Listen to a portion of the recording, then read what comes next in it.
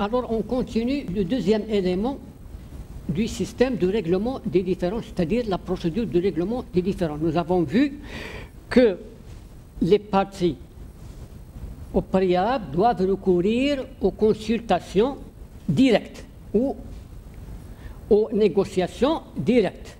Nous avons dit que c'est une règle coutumière. Puis, après, la partie demanderesse peut recourir ou peut demander à l'ORD, l'organe de règlement des différends, de constituer un groupe spécial pour régler le différend qui l'oppose à l'autre partie. Alors, la partie requérante saisit l'ORD pour lui demander d'établir un groupe spécial. Une fois constitué, ce dernier effectuera une investigation minutieuse sur les circonstances de l'affaire et établira un rapport qui précise la matérialité des faits et les règles applicables en la matière. Seulement, si une partie ou différents juges insatisfaisant les résultats du groupe spécial ou les recommandations, c'est-à-dire les recommandations du groupe spécial, il pourra interjeter, c'est-à-dire faire un appel devant l'organe d'appel. Alors, l'établissement et la procédure du travail du groupe spécial. Nous avons dit l'autre fois que dans la pratique du GATT, telle qu'elle a été codifiée par le mémorandum de 1979, le droit à l'institution d'un panel pour une partie demandeuse n'était pas automatique. C'est-à-dire, il doit être adopté par consensus.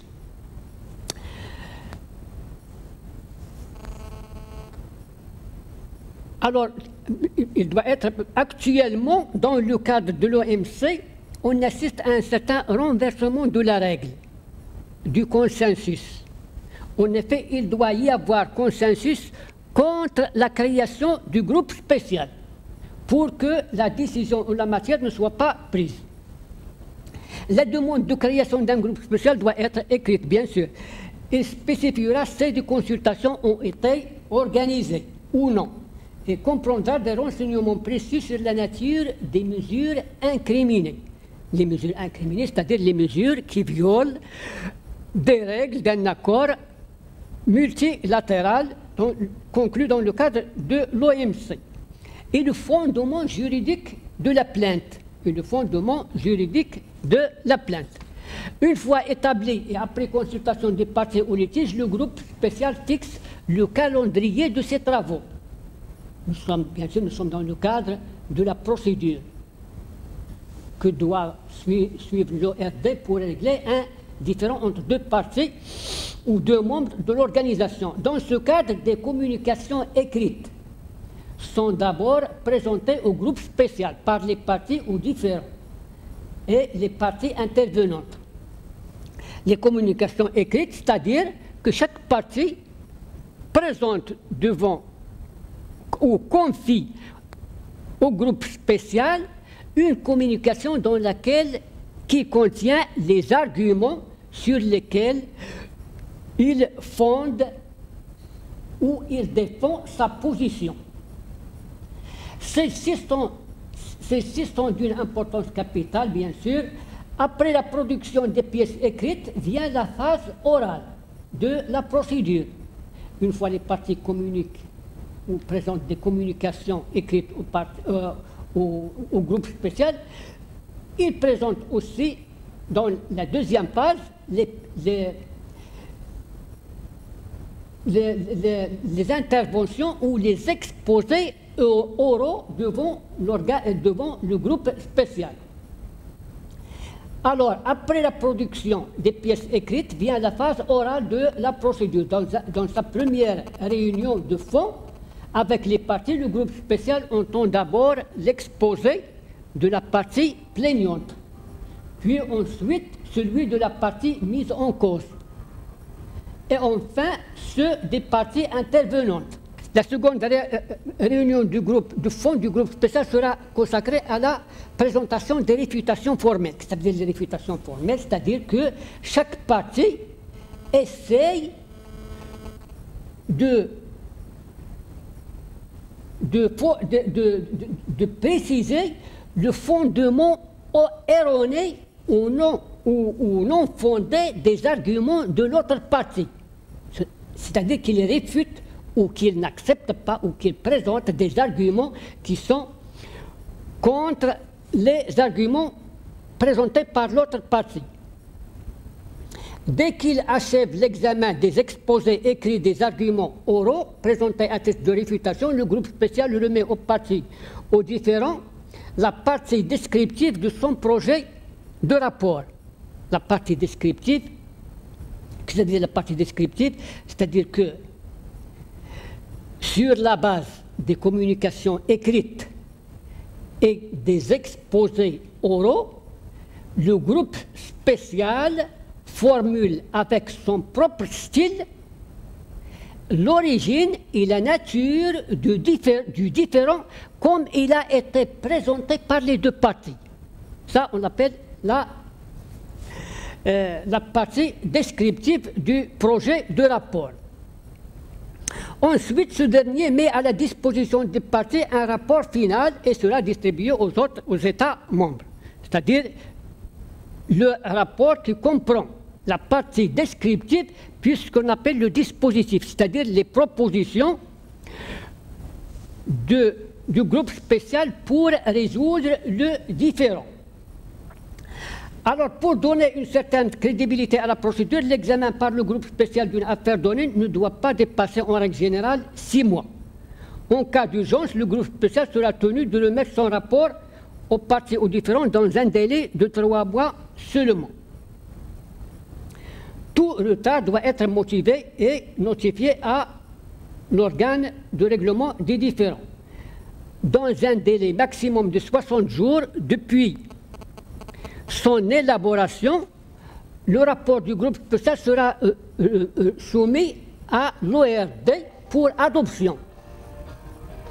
Toutefois, si une partie aux différends se déclare non satisfaite des constatations et conclusions du groupe spécial et notifie formellement à l'ORD sa décision de faire appel, ce dernier arrête la procédure et confie le rapport en question à l'organe d'appel pour examen. Alors, l'intervention de l'organe d'appel, comme on vient de le dire, le mémorandum d'accord ouvre aux parties indifférents la possibilité d'interjeter un appel dans les 60 jours suivant la date de distribution du rapport du groupe spécial aux membres de l'OMC. Les parties intervenantes ne le peuvent pas, mais ils sont toutefois autorisés à présenter des communications écrites et à se faire entendre par lui si un de leurs intérêts juridiques est en cause dans l'affaire sous examen. Les délais de la procédure tant écrite qu'orale ont fait l'objet d'une réglementation bien stricte. Selon l'article 17, où l'article 17 enferme cette procédure d'appel dans un délai relativement bref de 60 jours. Toutefois, si l'OAP se juge dans l'impossibilité de livrer son rapport au temps voulu, il avise l'ORD par écrit des motifs de ce retard.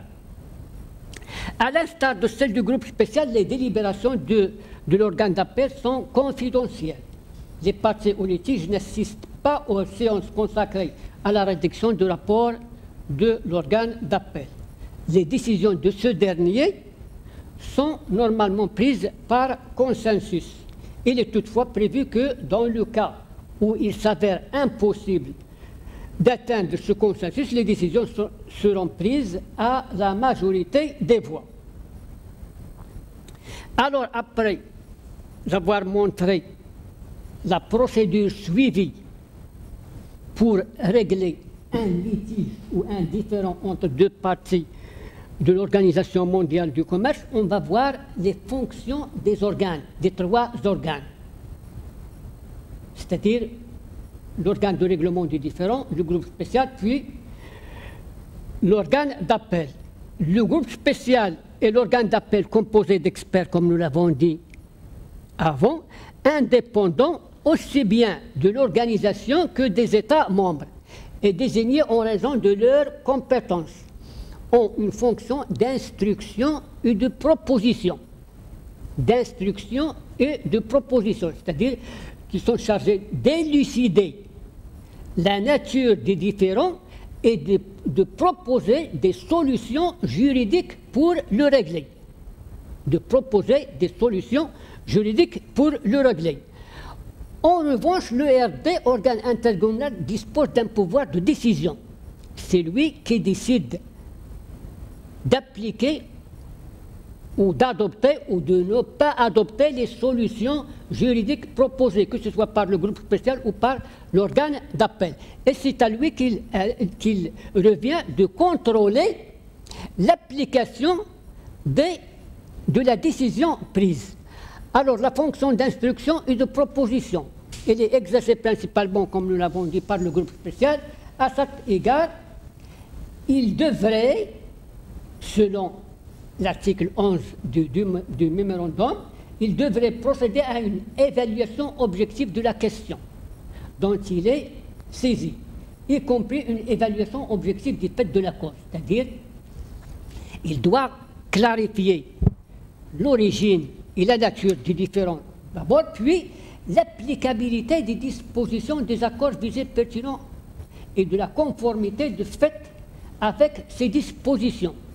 Et c'est à lui de formuler d'autres constatations propres à l'ORD pour aider l'ORD à faire des recommandations ou à statuer. Le groupe spécial commence donc par une instruction de l'affaire, c'est-à-dire une élucidation des questions de fait et de droit. C'est-à-dire, il doit préciser, par exemple, est-ce qu'il s'agit d'une augmentation d'un tarif douanier illégal ou est-ce qu'il s'agit d'une pratique de dumping ou est-ce qu'il s'agit d'une subvention publique prohibée par l'accord, etc. Alors, pour permettre au groupe spécial d'enquêter convenablement sur la matérialité des faits, le mémorandum d'accord met à sa disposition un arsenal important de moyens, c'est-à-dire pour l'aider dans sa besogne. En effet, dans son investigation, le groupe spécial ne se contente pas des communications écrites et orales des parties, mais il peut recourir à d'autres procédés subtils. D'abord, il a droit de demander des renseignements à tous les pays membres de l'organisation. Il a aussi la possibilité de solliciter des renseignements et des avis techniques à toute personne et à tout organisme compétent. Plus encore, il a le droit de créer un groupe consultatif d'experts ou une commission d'enquête en vue de l'aider à élucider les données du litige. Cependant, l'enquête n'est pas limitée aux faits. Elle comprend également l'élucidation du problème juridique, c'est-à-dire les règles à appliquer pour résoudre le litige. Au terme de l'article 11 du mémorandum, le groupe spécial a pour mission d'évaluer d'une manière objective l'applicabilité des dispositions des accords de l'OMC pertinents et la conformité des faits avec ces dispositions.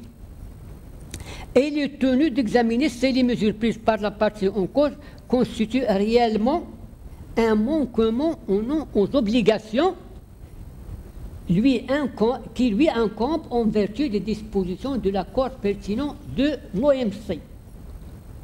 Ainsi, le groupe spécial est chargé d'un travail qui ne diffère guère de celui d'un arbitre ou un juge. Son rôle ne se limite plus à trouver une solution transactionnelle. Une solution transactionnelle qui est fondée sur la conciliation des intérêts matériels des deux parties. Ça relève de la conciliation et non pas de règlement d'un différend dans le cadre de l'OMC. La solution transactionnelle n'est pas une solution fondée sur l'application des règles de droit. Alors que dans le cadre de l'OMC, le but c'est de régler le litige qui oppose les deux parties, mais aussi sur la base du respect des règles de droit de cette organisation. Une fois la phase d'instruction accomplie, le groupe spécial se trouve en mesure d'établir un rapport qui contient ces constatations de fait, l'applicabilité des dispositions en la matière et les justifications fondamentales de ces constatations et recommandations. Il l'adresse à l'ORD, c'est-à-dire il adresse son rapport à l'ORD. Toutefois, les propositions du groupe spécial ne sont pas définitives.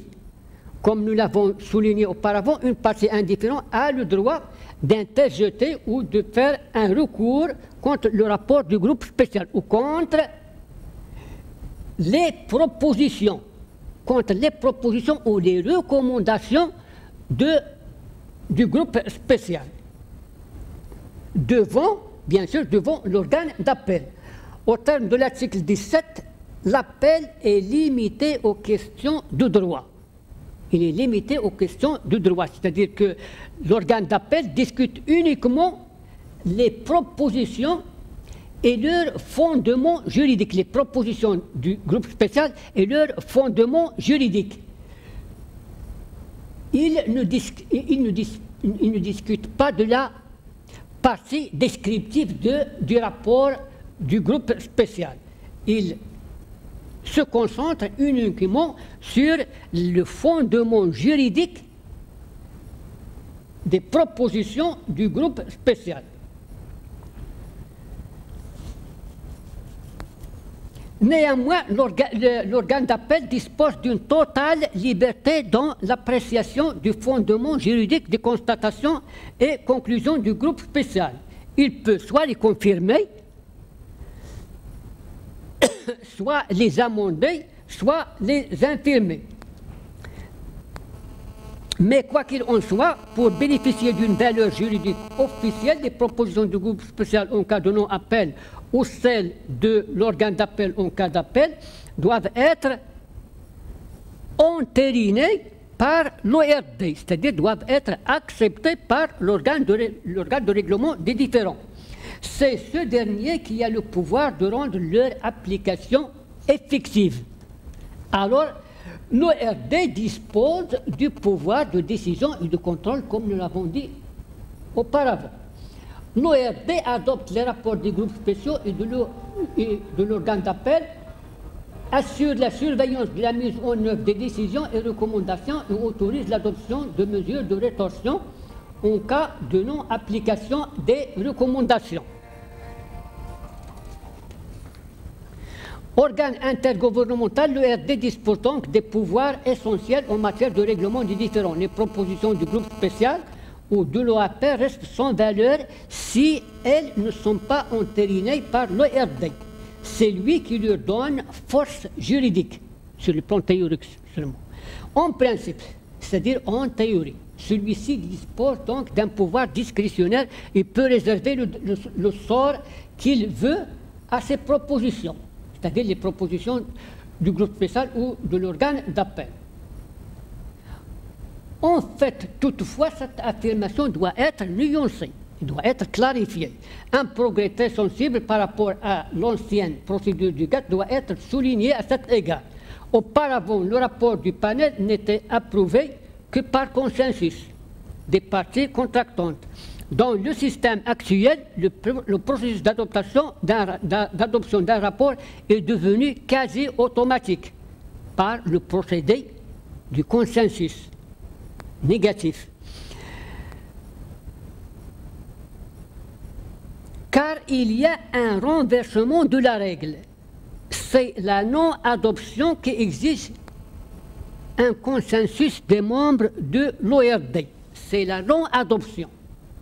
C'est la non-adoption qui exige un consensus des membres de l'ORD.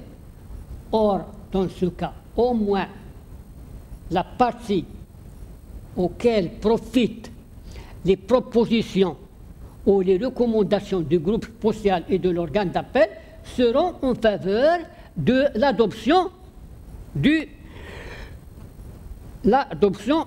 recommandations. Une fois avalisées par l'ORD, les recommandations du groupe spécial ou de l'OAP deviennent obligatoires et doivent être exécutées par les partis ou différents. C'est-à-dire, une fois, c'est très important, une fois avalisées par l'ORD, les recommandations du groupe spécial, c'est-à-dire les propositions ou les recommandations du groupe spécial ou de l'organe d'appel deviennent obligatoires. Nous ne sommes pas devant une procédure ou devant une commission de conciliation. Ils doivent être exécutés par les partis ou différents, c'est-à-dire ils sont obligatoires. La mise en application des recommandations prises est supervisée par, c'est-à-dire ils sont contrôlés par l'ORD, suivis par l'ORD lui-même.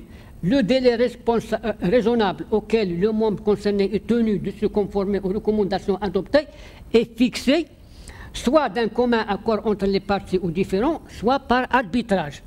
En tout état de cause, ce délai ne doit pas dépasser 15 mois.